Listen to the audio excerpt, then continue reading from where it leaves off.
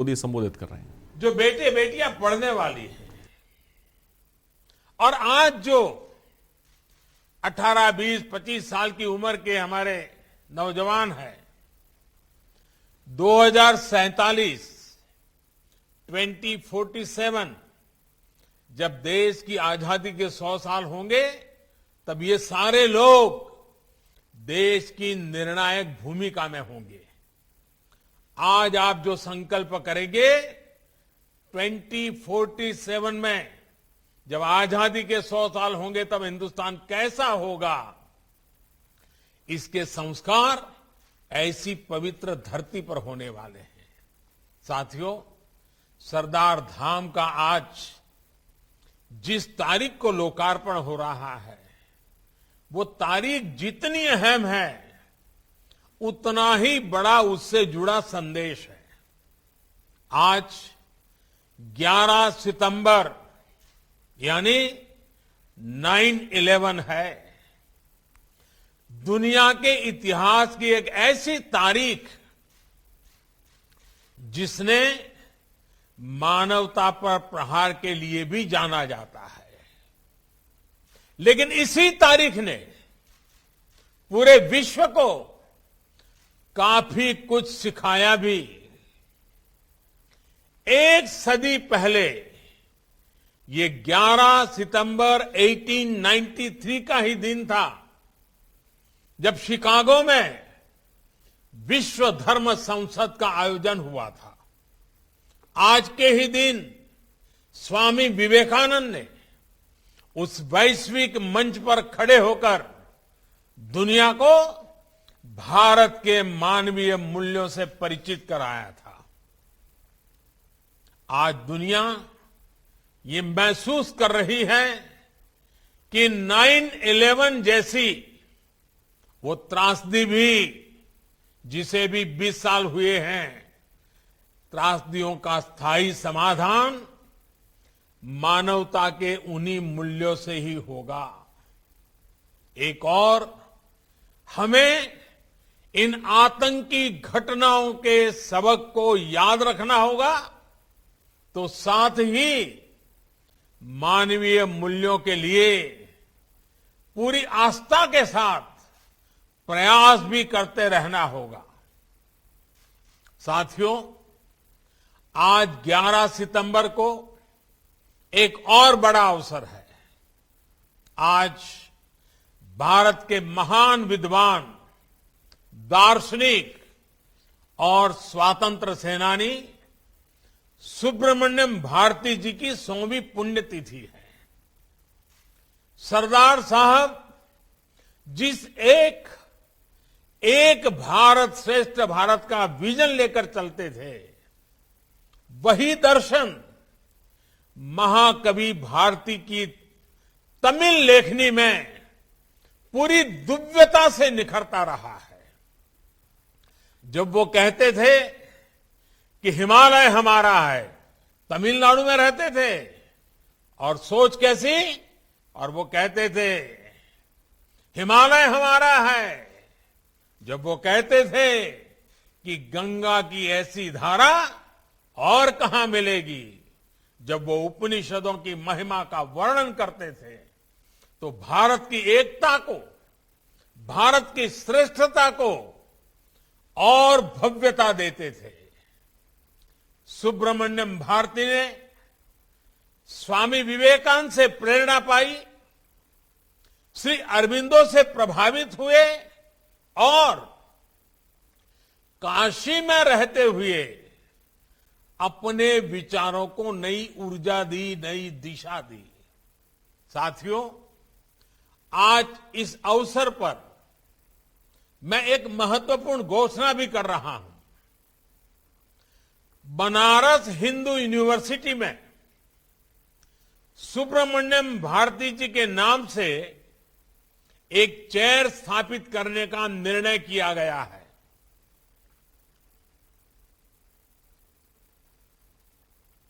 Tamil studies, Tamil भाषा समृद्ध भाषा है, विश्व की सबसे पुरातन भाषा है, और हम सभी हिंदुस्तानियों के लिए गर्व की बात है।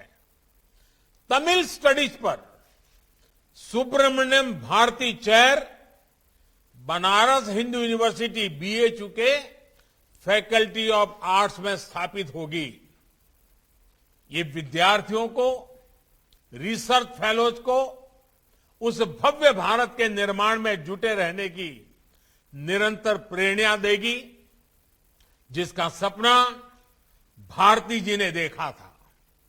साथियों, सुब्रमण्यम भारती जी हमेशा भारत की एकता पर, मानव मात्र की एकता पर विशेष बल देते थे। उनका ये आदर्श भारत के विचार और दर्शन का अभिन्न हिस्सा है।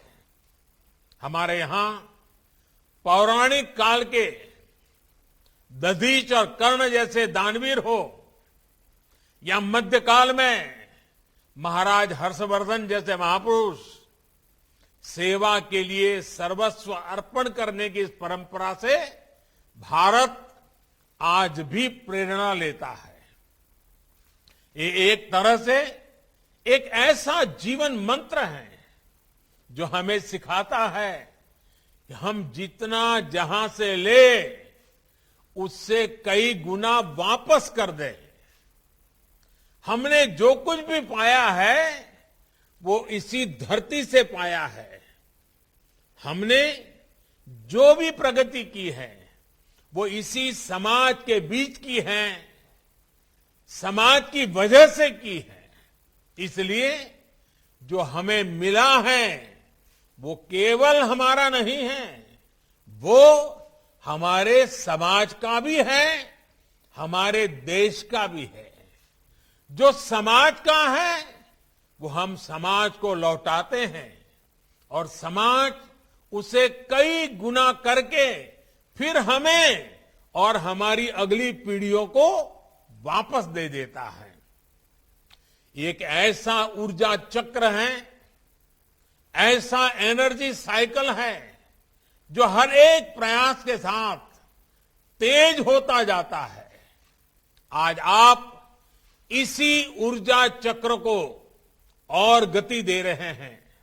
साथियों, जब हम समाज के लिए कोई संकल्प लेते हैं तो उसकी सिद्धि के लिए समाज ही हमें सामर्थ्य देता है।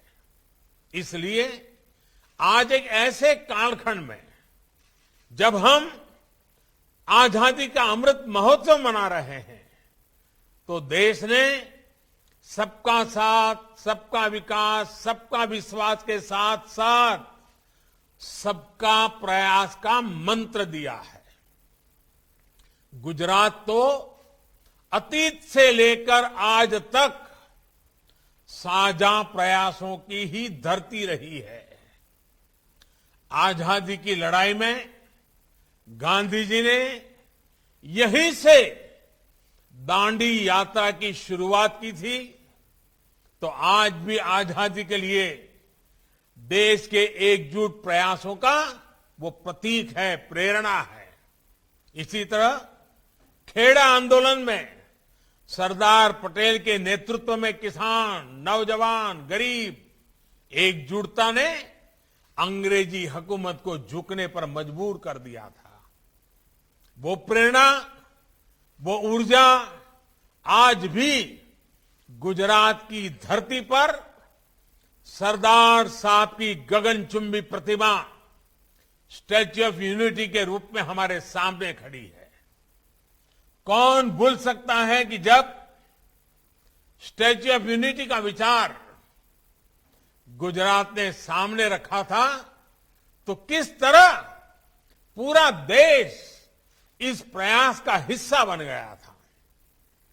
तब देश के कोने कोने से किसानों ने लोहा भेजा था।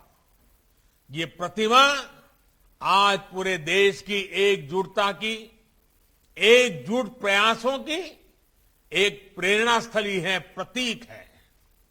भाइयों और बहनों, सहकार से सफलता की जो रूपरेखा गुजरात ने पेश की, उनमें देश साझेदारी भी बना और आज देश को उसका लाभ भी मिल रहा है। मुझे खुशी है कि सरदार डाम ट्रस्ट ने भी सामूहिक प्रयासों से अपने लिए अपने 5 और 10 सालों के लक्ष्य तय किए हैं।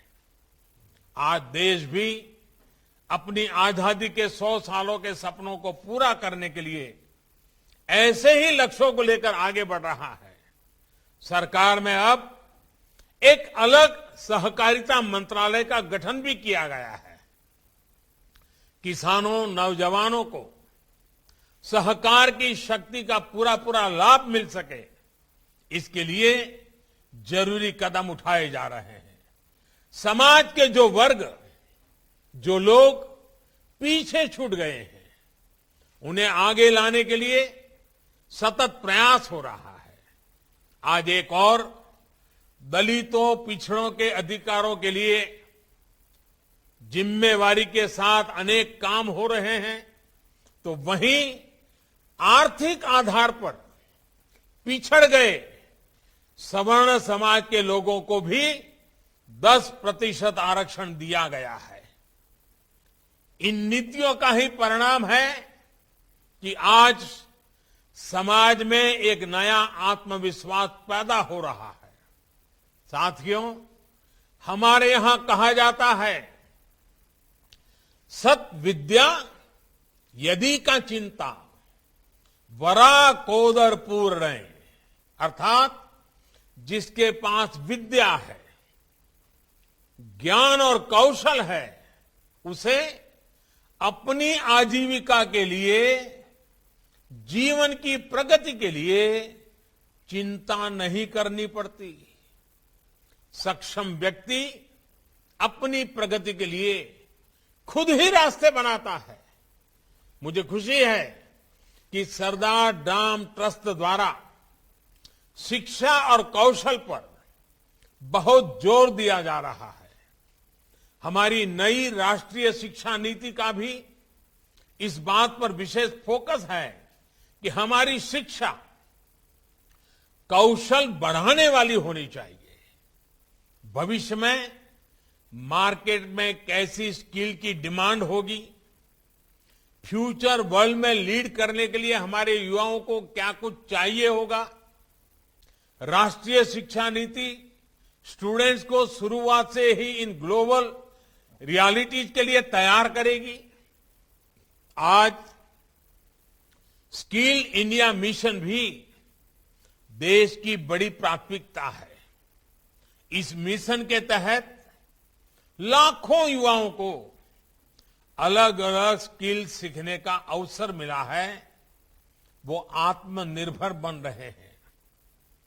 नेशनल अप्रेंटिसशिप प्रमोशन स्कीम के तहत युवाओं को पढ़ाई के साथ साथ स्किल डेवलपमेंट का अवसर भी मिल रहा है और उनकी आमदनी भी हो रही है।